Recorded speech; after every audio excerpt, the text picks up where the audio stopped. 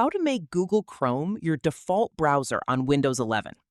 Setting Chrome as your default browser ensures that web links open automatically in Chrome instead of another browser. To get started, click the Start button and open Settings. From the left-hand menu, select Apps, then click Default Apps. At the top of the page, use the search bar to search for Google Chrome, then click on it to open its default app settings.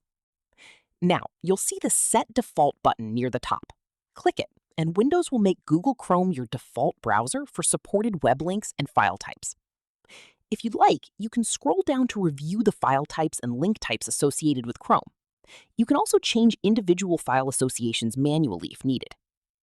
That's all there is to it. From now on, supported web links will automatically open in Google Chrome, giving you a faster and more consistent browsing experience.